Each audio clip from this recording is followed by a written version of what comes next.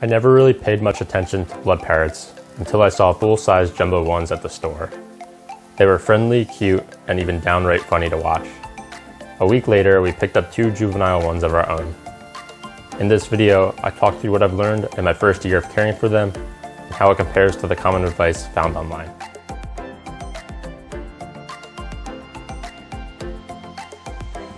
Hi, I'm Connor. Welcome to my channel, where I share my experiences in the aquarium hobby with a focus on education and technology. Today, I want to go over a care guide and my experience keeping the species known as the blood parrot. They are fish known for having some of the best personalities, but they also come with a lot of controversy due to being a human-made hybrid fish. Now, a quick story of my blood parrots. So the 2 I got, they were right around 3 inches, maybe a little bit shorter when I got them. One grew faster than the other, and from the start, you could tell that one was the dominant one. Right now, about a year later, they're about 5 and 6 inches respectively, but the 6-inch one is noticeably taller. Now, they're super friendly, super personable. They always come up to the glass whenever I'm there, and they absolutely love their cave. That's where they hang out most of the day, and they ended up becoming both together great friends in the end. To go into caring for them though, and just some stats about them. First, start off with growth and size. So you'll read everywhere they get to about 8 inches maximum. And with this is very large overall though. They're, you could compare them to almost getting to the size of a discus, but they get way chunkier. So they do get very large. That means a lot of waste. There are King Kong parrots, and they get even larger. You'll read anywhere they get to 10, 12 inches, and so they can just get even more massive. Now, from my experience, they grow decently fast to about 5 inches, and then they start to slow down after that. So I got mine around 3 inches, maybe a little bit smaller, maybe 2.5, but after 6 months or so, they were pretty much at that 5-inch mark, and they've been continuing to grow after that, but it really slowed down after that. You'll read online, most people say they grow about 1/2 inch per month, and that was pretty accurate to my experience up until 5 inches, and then it's really slowed down, and it might be 1/4 or 1/10 of an inch every month now. And in stores, you usually will find them as juveniles. Usually they're anywhere from $20 to $40 each, at least here in the US. And you can find larger jumbo ones sometimes, but they're gonna be pretty pricey. I usually see them for about $130.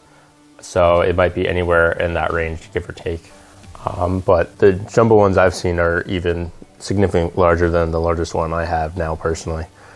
And jumping into the tank size you want for them and the setup that's best for them. Pretty much 29 is good for one, and then you probably want 10 gallons for each after that. They do get to be a very large fish though, and they have huge appetites. They love to eat and love to eat and love to eat. So that is one thing to keep in mind, is they will make a lot of waste. Especially as they get larger. So with that, a 55 is more than enough space for 3 of them, but you do definitely want to keep in mind other stocking. For how to set up the tank, they're not very picky at all. I will say they love hiding places. I have made a cave with my Sirius stone. I used to have a smaller cave before I redid his aquascape, and they loved going in there. That cave wasn't as big though, so as they were growing, I was getting more and more worried that they were just going to go in there and get stuck one day. I'd say you want a hiding place big enough for each of them for as many parrots that you have. And you can make a cave like I have at Sirius stone. Flower pots are a great option I've seen people use, and then any larger artificial cave decoration should be fine as well. You just want to make sure it's large enough for them to get in and out as they grow. Now for water parameters, the general accepted range for them is a pH of 6.5 to 8.0, a temperature of 72 to 80 degrees Fahrenheit, and a hardness between 2 and 25 degrees for the general hardness. The parameters I've kept them at my whole time of keeping them is a pH right around 7.4, a temperature right at 80 degrees Fahrenheit, and then hardness right about 12 degrees general hardness. I will add in, they are a fish that is known for being very hardy. And this is likely from them being a hybrid and being crossed between several different cichlid species. So they kind of have the best genes from several ones. So really, in all the ranges I said, anything should work within them. Obviously, consistency is key, and you want to keep it stable for whatever level you're going to keep it at. But anything in those ranges should be fine. Now for aggression and tank mates, there's a good amount to say here. So they are classified as semi-aggressive, and from my experience, that's very accurate, but they are on the peaceful side of that. There's a lot of different fish you can keep them with. One thing is their mouths, they don't fully close, so they can't really do too much damage, although they are large fish and strong. But the way cichlids do a lot of damage usually is if they go and chase another fish, they're gonna try to take a little bite out of them or nip their fin or something, where blood parrots can't really do that. They will chase each other though when young. The most aggression I've seen for my blood parrots is actually just between the two of them. And my larger one dominated the smaller one pretty aggressively when they were young. He would always chase him away. So that is one thing. They also will stake out territories as they are cichlids, like mine have the cave. And they sometimes let other fish in there, but it's also very common for you to see a fish to go in it or near it and then to chase them way out across the rest of the tank. And with that, that's kind of where they get the semi-aggressive part that I've seen. Otherwise, they've been completely good with all the fish I've kept them with.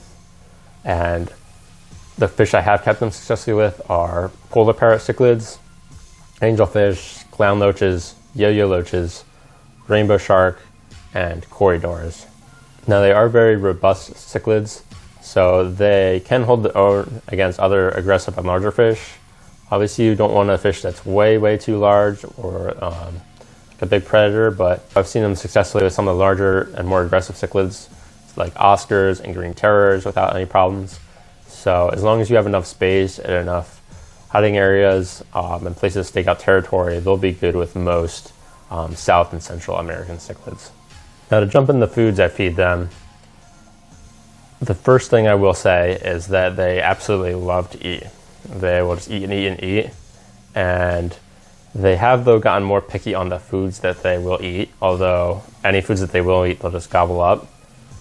Now the other thing to pay attention to, because their mouths are deformed, and it depends on the specific blood parrot you have, you want to make sure they're able to eat certain foods. The one thing that I've noticed is my larger one has no problems. His mouth is wide open, he can eat pretty much anything, but my smaller one, their mouth actually is a bit more narrow. So any pellet that is too large, they actually have problems actually eating it. They'll try to eat it, but to actually get it in their mouth and swallow it, I've noticed they have problems. So definitely just keep an eye to make sure your parrots are eating maybe every month or so. Make sure you see, okay, they are eating the foods that I'm feeding them and not having a problem with them. Now for the specific foods that I've been feeding them as they've grown from juveniles to adults is Kari Blood Red Parrot Plus, Kari Vibrobites,